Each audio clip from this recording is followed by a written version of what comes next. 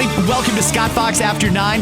This episode is going to be an express episode. I'm going to try and cover a lot of different topics in a relatively short amount of time. And on the radar today, I'm going to be playing some great audio for you from the Bank of Canada. Yesterday, that son of a bitch, Tiff Macklem, made an interest rate announcement. On the pod today, you'll hear why he thinks the middle class does not need any relief right now in the way of an interest rate cut. That is coming up. You're also going to hear from a number of people talking about a topic that I think when it's all said and done and the year is over in 3 weeks and they do the top news stories of the year. I don't know about Canada, but I'm sure that in the U.S., the topic of Charlie Kirk is going to come up. There's a lot of people who don't believe the official story that we've been told about Charlie Kirk. People send me audio all the time and videos. Scott, watch this. I don't really go far down that rabbit hole. I see all the Candace Owens videos that you send me, and I don't really give them much credibility because I saw it with my own eyes. Charlie Kirk was shot to death. Or was he? And what about that person who did it? Was that the person who actually did it? Or is that just a patsy, if you will? It's coming up again. And a couple of very popular podcasters, Tucker Carleson and Theo both discussed this just the other day. You're going to hear some of that audio on my podcast coming up in this episode when we again take up the topic of what really happened to Charlie Kirk. Before I get to any of that, though, and some of the other little audio clips I want to play for you, I want to start off with something that happened yesterday at the Ontario Legislature. If you're listening to me from Nova Scotia, Manitoba, or Newfoundland and Labrador, you've already had this discussion in your province. Now it's time for Ontario and the rest of the provinces to talk about it too. All the Canadian provinces took the U.S. alcohol off the shelves when the trade war started with America. Took it off the shelves. You can't even buy it. It's a weird thing to have your government tell you what you can and cannot drink and to tell you you will fall in line with what they think, or you'll be shamed. And that's essentially what happened. It happened during the COVID fiasco, and the same government from COVID is doing it again in telling people what they can and can't drink now. And they're just plain removing U.S. alcohol from the LCBO. They did that a number of months ago, and now some of that alcohol is ready to expire. The rest of it is just sitting there. $80 million that the taxpayers have already paid. $80 million to buy this booze. And it's just sitting there. And in some cases, some of it will have to be thrown out. So what they've done in Nova Scotia, Newfoundland and Labrador, and in Manitoba is they've said, we're going to put the U.S. alcohol back on the shelves. Let's get rid of it so we don't have to dump it. But what we're going to do is we're going to take the proceeds from selling that alcohol and not enrich ourselves or the province. We are going to give it to food banks and shelters. We're going to give it to the people who need it the most. I mean, I think that's a brilliant idea. In fact, this morning I did a poll on my FM radio show, Light 92.1 FM. You can hear me from 5:30 till 9 all across Southern Ontario, 80,000 watts off Hamilton Mountain. It is a huge station, and hopefully you enjoy it if you tune in. I did a poll. Would you be in support of putting the U.S. alcohol back on the shelves for a limited time? We're not going to buy more, but at least put what we've already bought back on the shelves, sell it off, and after we've recouped the $80 million we spent to buy it, all of the profits go to food banks and shelters. Could you get behind it? I'm pleasantly surprised to tell you it was 100% unanimous. Hundreds of text messages came in on this topic, and it was unanimous.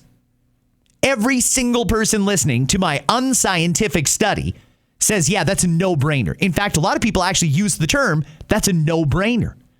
The only dissension I heard, one texter said, I personally will not buy it, but I support the idea of doing this.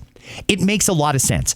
Before I get into what Ontario Premier Doug Ford's next moves are, let me play for you the original request that came down yesterday in the Ontario Legislature. This is interim Ontario Liberal Party leader John Fraser asking the government to do this. The great thing about Christmas is there's always an ability to redeem oneself.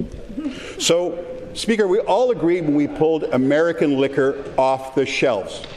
It was the right thing to do. We sent a message. It felt good. And you know what would be even better?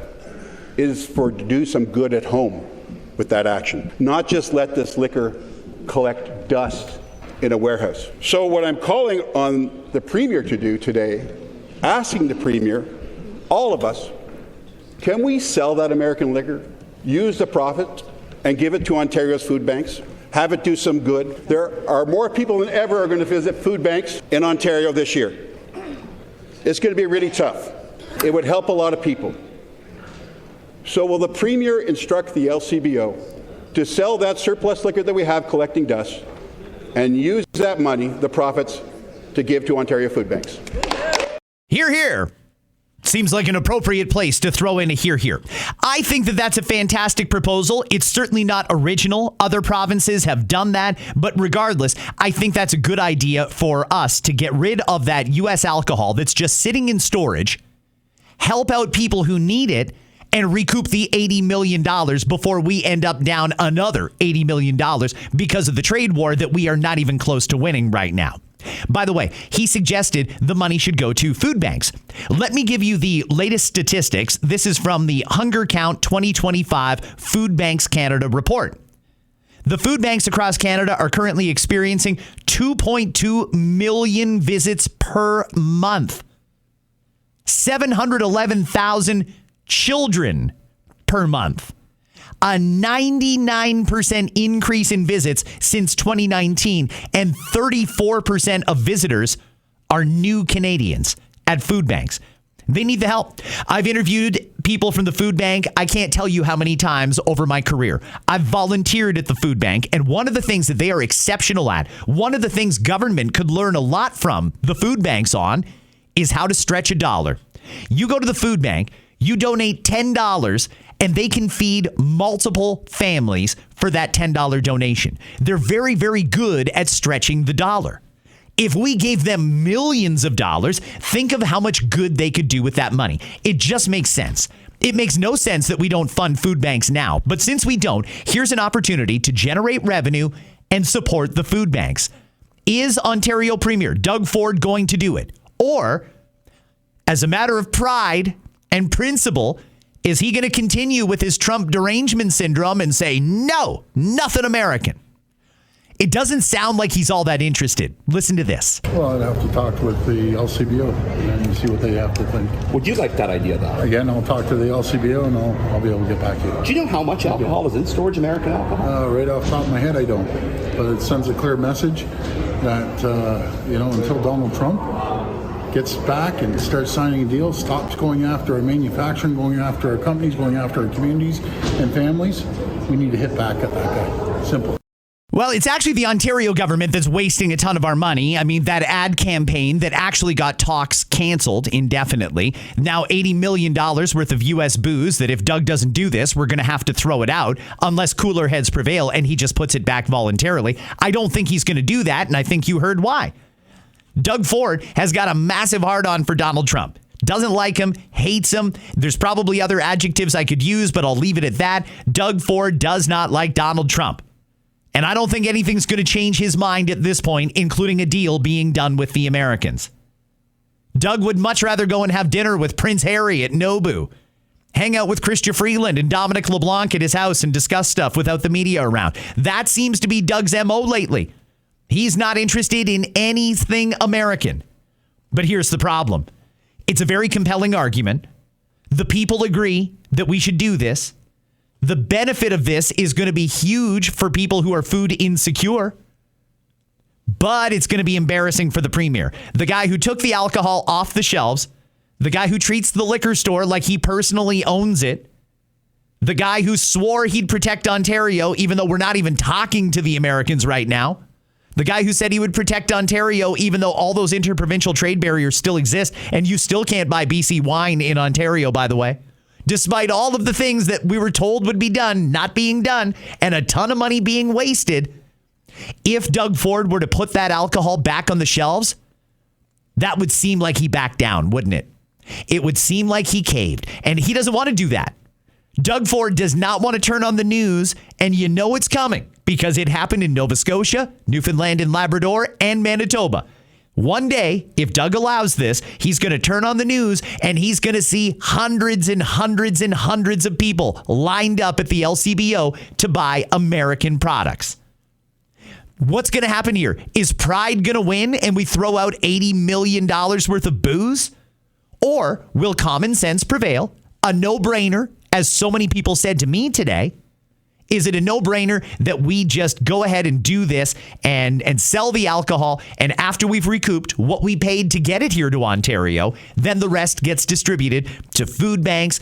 I'll even throw in animal shelters, people's shelters, all the different causes that get no funding from the government, but are worthy causes because they're helping out people. Could we do it, or will Doug's pride get in the way? I don't think that the premier has a choice. He's been painted into a corner. The smartest thing for Doug to have done would be to see when they did this in Nova Scotia.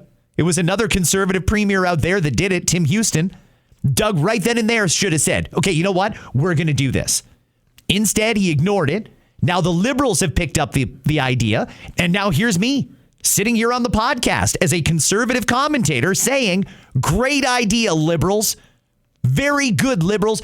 Canadians are behind you. Ontarians are behind you, Liberals, because you came up with a great idea and nobody can deny that it's a good idea. Except Doug Ford. This was avoidable. Doug should have done this voluntarily. Back it up even further. I don't think he should have taken that alcohol off the shelves in the first place. I think we should treat adults like adults and let adults make adult decisions. I don't think the government should have any say in what we consume. It's a legal product. Make it available. Let Canadians buy it. And you know what? If Canadians are really that upset with the Americans, they won't buy it. But I don't think Doug believes that Ontarians are that upset. A political game is unfolding here, and they've made Donald Trump a bad guy, and it worked. It got Mark Carney elected. It got Doug Ford reelected. This whole fight with Donald Trump thing did. But now practical questions are coming up. Like, what are we going to do with that alcohol? Are we seriously, to prove a point, which may not even land on ears that care, going to throw out $80 million worth of booze? I'm calling on Doug Ford to do the right thing, put the U.S. alcohol back on the shelves. And whether you do or don't reorder is totally up to him, I guess, until we finally break down this monopoly. But in the meantime, put it on the shelves. Let's support some great causes and sell off that U.S. alcohol. It just makes sense. And by the way, this could have been conservative fodder. This could have been a major victory for the Conservatives if they had suggested this in the first place. But they didn't want to because they're so obsessed with Donald Trump. By the way, I think the vast majority of Canadians have moved on. I know there's still some older folks that think there's a big war happening between us and America, but the average person, I think, sees it's nothing like that. The average person sees how much there's gaslighting happening from the politicians and the mainstream media, and they see through it. Every time they see a story on CTV News, Canadians aren't going to America anymore. With a healthy amount of skepticism, they can look at that headline and deduce some common sense. They're probably not going to America because our dollar sucks. Really nothing to do with the fact that the Americans introduced tariffs. Even though 85%, by the way, of our trade is tariff-free, to quote the Prime Minister. I'm going to move on from this topic, but hey, listen, it's going to be real interesting to see how Doug Ford stick handles this one. He could have done this voluntarily. Now the opposition is going to get all the credit for coming up with an idea that the government itself should have done in the first place, and now the government is painted into a corner. I predict they will do this. I think they're going to put U.S. alcohol back on the shelves and sell it off while it's available. And I don't know if we're going to reorder, but I think that this is going to happen. It's just, how long is it going to take before we get to that point? Food banks could use a little bit of support right now. So hopefully cooler heads prevail and we get this done quickly. I'm going to move on. This is an express episode. I'm not going to spend too much time on any one topic. Now let's get to, that son of a bitch, Tiff Macklem, governor of the Bank of Canada, the guy who is so far out of touch with Canada's middle class. And by the way, nor does he care about us. He made an interest rate announcement yesterday. Listen to Tiff talk about how great things are here in Canada. Today, the Governing Council maintained the policy rate at 2.25%. We have three main messages. First, steep U.S. tariffs on steel, aluminum, automobiles, and lumber have hit those sectors hard. And uncertainty about U.S. trade policy is weighing on business investment more broadly. But so far, the economy is proving resilient overall. Second, inflationary pressures continue to be contained despite added costs related to the reconfiguration of trade. Total CPI inflation has been close to the 2% target for more than a year now, and we expect it to remain near the target. And third, in the current situation, Governing Council sees the policy rate at about the right level to keep inflation close to the 2% target while helping the economy through this period of structural adjustment. Nevertheless, uncertainty remains high, and the range of possible outcomes is wider than usual. If the outlook changes, we are prepared to respond. And that response would be raising interest rates, just so everybody knows. I'm going to play that audio for you coming up in a few minutes. So I should declare a bias. I don't think that Tiff Macklem is qualified or a smart individual in any way. In fact, I think he is evil personified. When the Bank of Canada went nuts raising interest rates, and that was shortly after Tiff said interest rates will remain low. He convinced people to lock in a whole bunch of mortgages that they couldn't afford at higher rates, and then he jacked their interest rates up like crazy, and he kept moving the goalpost for what the definition of success was. Now we're in a situation where he's lowered interest rates a point in the last year because the country was right on the cliff. He's got StatsCan giving him all kinds of data that makes it seem like the economy is doing really well. And he's choosing to only look at the StatsCan data.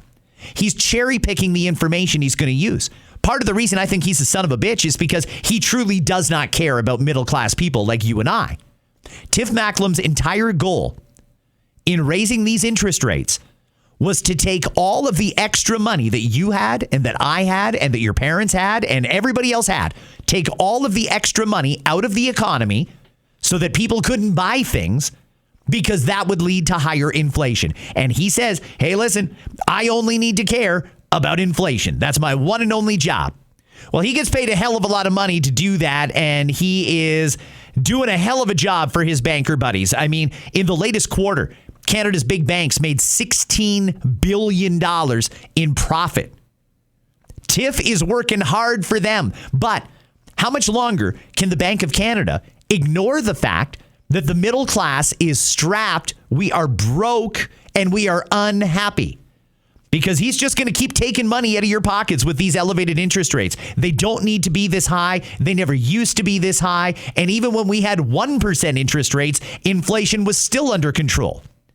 The Prime Minister, another central banker, points out all the time, we've got the best trade deal with America. 85% of the goods are not tariffed. But Tiff wants to keep interest rates high because of the steel and aluminum industry, which just got a massive bailout from the federal government. They're playing games with us. They're keeping these interest rates high because it's free money for the banks. And you know what? If they foreclose on a couple of people, who cares? Screw them. Well, they'll sell the house. Even if they take a small loss on individual properties, it doesn't matter because overall they're making huge money. $16 billion in 3 months. Profit. And this guy thinks we need to keep interest rates high.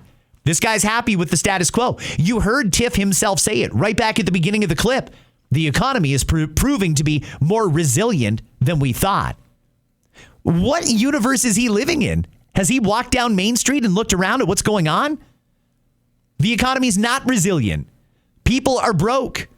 And by the way, sooner or later, when the middle class is officially tapped out and they can't do anymore, the government has nowhere else to look for money. They're not looking down the line. They're taking as much from us as they can right now. This is a hill I am totally willing to fall on. The Bank of Canada should be completely disbanded.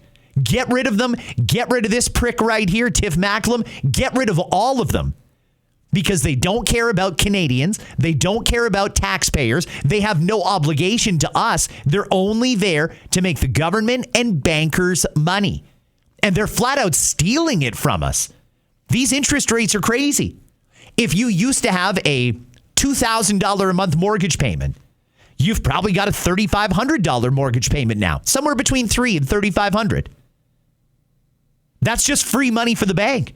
When the bank gave you the mortgage, they never expected to be getting that money. But Tiff Macklem, after he did the bait and switch, he said interest rates will remain low. And then he went like a maniac raising interest rates with the express intention of taking all of the middle class's extra cash. Take their money so they can't buy things so that prices can't go up. Maybe he can brag that he tamed inflation, although it doesn't seem like he did, because inflation on the stuff we need the most is still crazy, especially groceries. No progress there. And people have even less money to go out and stimulate the economy.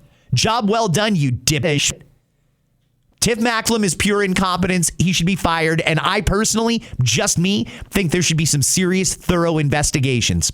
Governor, do you think traders are getting ahead of themselves in pricing in rate hikes in the second half of next year? Paul, I'm going to let traders decide what trades they want to make. What can I say? I think we've been pretty clear that we think the policy rate, given how we see things right now, we think the policy rate is about right. In the sense that we think it's about right to keep inflation close to 2%. And, given that we're at the lower end of our neutral range, providing a little bit of support to the economy to help it work through this structural adjustment. That's how we see things now. How we see things going forward, well, that's a more difficult question. And I'm not going to put our policy on a timeline. I think what markets can count on is, we're going to take our decisions one at a time based on the best available information. And, as our views evolve, we will update Canadians, we'll update markets. The other thing, I would point markets to is, we're going to be assessing incoming data relative to our outlook. And we'll be doing that in a symmetric way. If our outlook changes material in either direction, either because there's a big shock or because there's an accumulation of evidence one way or the other, we're prepared to respond. So even though he didn't answer the question, I don't know if he understood it. Again, I don't think this is an intelligent man that you're listening to here, friends. He got himself made the governor of the Bank of Canada, the successor to Mark Carney. Now him and Mark Carney are 100% in control of our monetary policy. And frankly, I'm not sure that Tiff here understands what he's talking about. Question was, should markets price in a rate increase next year? You heard that dipshit talk. He doesn't really have anything intelligent to say. I would love to sit down and have a conversation with Tiff Macklem and record it and play it for all of you so I can show you just how dumb this man is. He's probably going to raise interest rates next year. The fact that he wouldn't say no means he's probably going to raise interest rates next year. This might be the lowest they go. And these rates are unaffordable for the vast majority of people who want to get into the housing market or who need to renew on their current mortgage. Tiff Macklem is bad news. He is a disaster for the middle class. He has sucked billions and billions and billions of dollars out of our economy, taken it directly from middle class bank accounts and given it to bankers. That's what he did. That's a fact. And he did it knowing it was going to hurt the Canadian people. He said we're a sacrifice he's willing to make. Got to get that inflation under control, even if we bankrupt the middle class. That is his attitude. Rapid fire. Let's keep going. Yesterday, the year-end speeches began outside the House of Commons. Each of the party leaders is going to come out and speak to the media about the legislative session that was. I know that they didn't even go back to the House until late September. Here we are on the 11th of December, and they're preparing for their final session in Ottawa, and then they won't be back until probably February, March, something like that. They take a ton of time off, these politicians, and man, do they ever get paid a ton of money. Well, the NDP doing their year-end wrap. I want to play just a little bit of this for you. This is the NDP's interim leader, Don Davies, talking about the Liberal Party of Canada. Again, this is the NDP talking about the Liberals. The Carney government right now, how do you compare it to the Trudeau government prior? What are the main issues in style in regards of Parliament work also have changed and are comparable? Well, I think the first thing that's quite obvious is that the Carney government is a right-of-centre government. There's just no question about it. I mean, there's not a single person that could look at the policies the Carney government has implemented since they took office in April and say that there's an ounce of progressive instinct in this government. They've stolen policy after policy from Pierre Poilievre's playbook, and I think it's the most conservative government, maybe more conservative than Paul Martin. But they did protect the programs that you just mentioned. Isn't that a testament of maybe they are still progressive in some ways? No. I mean, saying you're not going to roll back healthcare is at best centrist. But every other policy from from building pipelines to eliminating environmental protections to trampling the rights of labor. I mean, these things are things you'd expect from a conservative government. I would also say as well that this government has also shown an unwillingness to reach across party lines in a minority parliament and work together. That's a difference, I think, from the previous Liberal administration. Okay, so there is the NDP saying the Liberals are not a progressive party anymore. And the reason they do that is because the NDP would like to have the progressive vote back. Now, for him to suggest Mark Carney is actually a progressive conservative, I think that conservatives would respectfully disagree with Mr. Davies on that one, because there's no way a conservative government would have put out a budget like that. And there's no way the conservatives would be behaving like the Liberals are in Ottawa. I also want to point out here, he said that much like the conservatives would have done, the Liberals trampled all over labor rights. And while he is correct about that, the Liberals walked all over labor rights. A lot of union folks have actually landed with the Conservative Party because that's the only one that's fighting for middle-class Canadians. It used to be the NDP. The NDP used to be the working man's party. They had the organized labor vote. Unions would always endorse the NDP. Then they flirted with the Liberals for a little while because they just assumed that the NDP would never actually form government, and they're probably right about that. We like the NDP, but the Liberals are the ones who can impact a change. But then somewhere along the line, there became a disconnect between union members and union leadership. Union leadership is still very progressive, very left-leaning. But union members that go to work every day and see those dues get docked off their check every couple of weeks and are experiencing the same cost of living crisis have had enough with progressive policies because they've seen what they do to a nation. They want a government that's responsible with money. And frankly, Don Davies and Mark Carney are not it. That is not their wheelhouse. So some interesting accusations there from the NDP. Not going to say I agree with them on everything, but it's interesting to hear the perspective from the left. I told you I'd go for a lot of topics today. Before I get to who killed Charlie Kirk, that's coming up in just a second. I want to play this for you. American right-wing commentator. I don't know if I need to call him a right-wing commentator. That's what the story says, but Glenn Beck is just a common sense guy. He's been doing this for a very long time. He's built up a very loyal audience in America, and he's made himself a lot of money by talking about politics through the lens of someone on the right.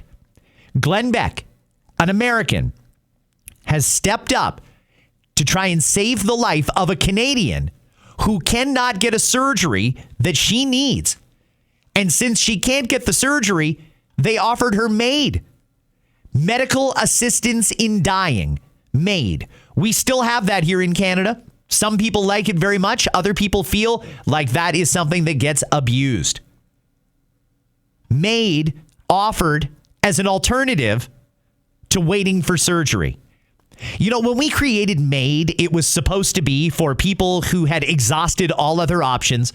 Their life was not going to get any better. They were suffering. They were in pain. And they wanted the option to, with the assistance of a medical professional, end their life. They'd made the decision that that's what they wanted to do. MAID was never created as an alternative to having to wait for a surgery. I'm a little concerned about how the MAID program is being administered, if that's something that's even possible. Well, since this woman couldn't get treatment from our so-called world-class healthcare system here in Canada, she was going to go for MAID. She was going to die. Glenn Beck, American commentator, heard about this story. He's going to bring her down to the States and get her proper coverage in America. Listen to this. So this is something that I have been concerned about, what's happening in Canada with this MAID, medical assistance in dying. It's now the third largest killer in Canada.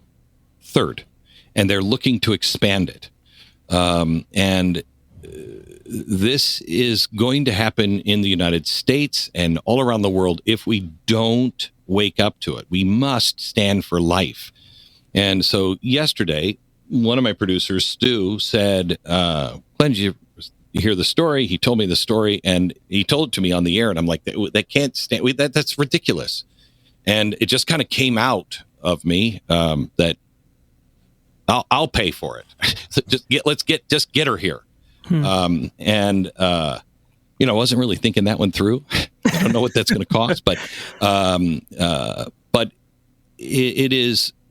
How do you let a person die? How do the Canadians?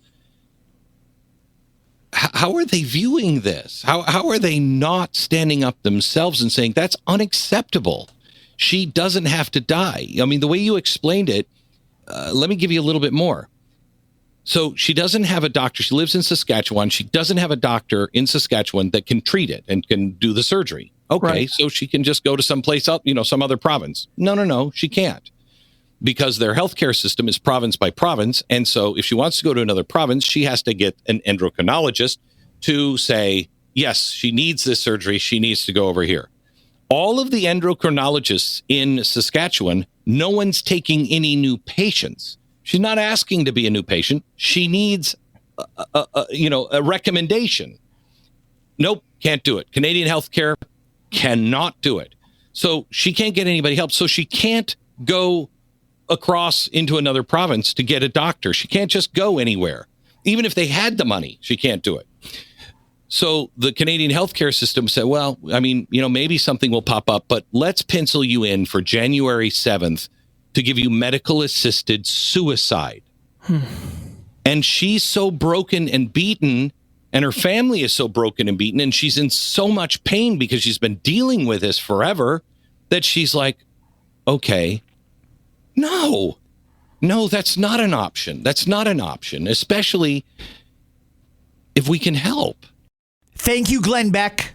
Thank you for shining some light on inefficiencies in our really, really poorly run healthcare system here in Canada. Think back to when all the premiers were having all those meetings and signing all those MOUs about tearing down interprovincial trade barriers. Can you believe that a simple common one, like in healthcare, there's a barrier between provinces? They still haven't even fixed that. Rather than get this woman the help that she needs, they offered to kill her. Is that what MAID was created for? That's my simple question to you. Is that what we want MAID for? I actually don't have a problem with MAID under the right circumstances, and those circumstances are the way that they presented MAID to us in the first place. Someone who is out of hope, with a debilitating disease, who's in uncontrollable pain, someone who has exhausted all other options. That's when we can talk about MAID in consultation with mental health professionals, doctors, family members, and more. That's when we can talk about it. We don't have an endocrinologist available in this particular province, and we can't send you to another one, so how about we just kill you on January 7th? No. That's not what our system is for. That's not what our system does. We don't kill people because we've just given up trying to figure out how to treat them, and because our healthcare system sucks. We don't kill people for that.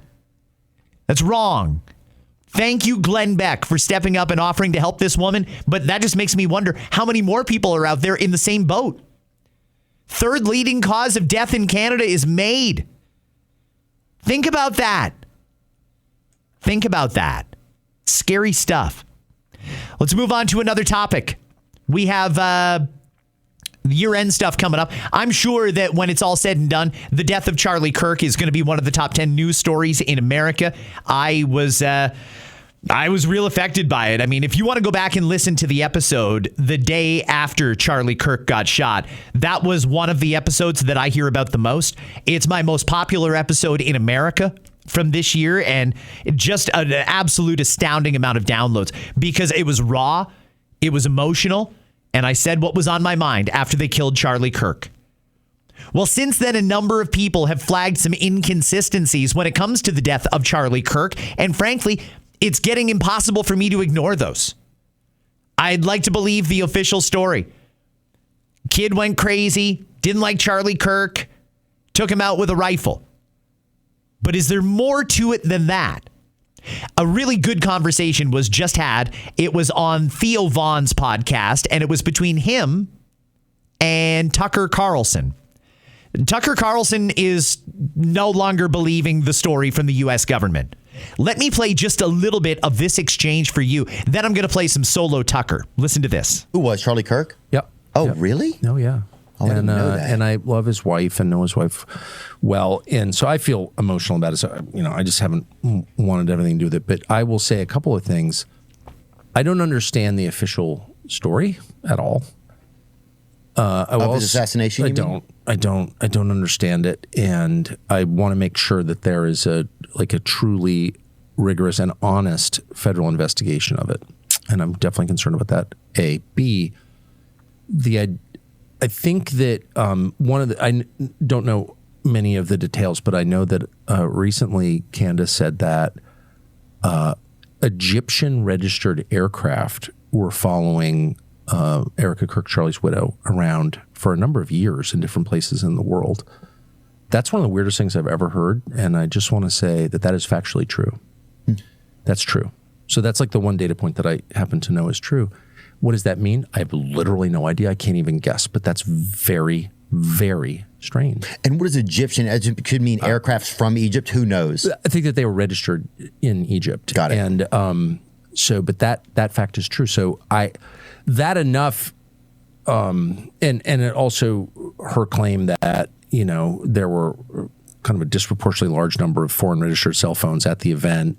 That's also true. So what does that add up to? I don't know, but it means that the FBI has a moral and legal obligation to look in every direction and to be open-minded as you would in any investigation, in journalism, in science. It's all the same process. I don't know the answer, and I'm going to sift through everything as open-mindedly as I can, as honestly as I can, to get to what the truth is. That's science, that's law enforcement, that's journalism. It's all the same. That's justice.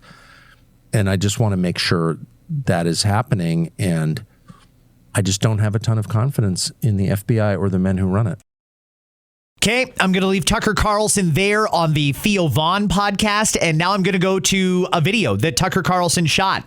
I believe he had just spoken to Candace Owens on this topic. And again, I know that this is one of great interest to a lot of people. I'm in no way trying to propel conspiracy theories at all. I'm simply putting it out there that there are a lot of questions. And like I said, even I can't ignore the number of questions anymore, even though as much as I would like to believe the official story, there's some inconsistencies here. And frankly, Charlie Kirk didn't deserve this. Here's more of Tucker Carlson. And then the other day, I had like a 3-hour conversation with Theo Vaughn, and it was not about Charlie Kirk or anything related to it, but that topic came up. And I said, in effect, I don't trust the FBI. And that gave some people the impression that I was, accusing them of being involved in Charlie's assassination. And of course, I wasn't. And I certainly didn't mean to. But it gives me the chance now to say what I think, which is that we should not necessarily trust the FBI. And by the way, why would we? It's not an attack on, the political leadership of it. I've known Dan Bongino, for example, for a long time, and like Dan, and don't imagine he would ever be involved in intentionally covering up a murder of somebody. I don't believe that. But Dan Bongino and Kash Patel, for that matter, are at the top of the org chart, but this is a huge organization, and parts of it act independently from leadership. That's the nature of bureaucracy.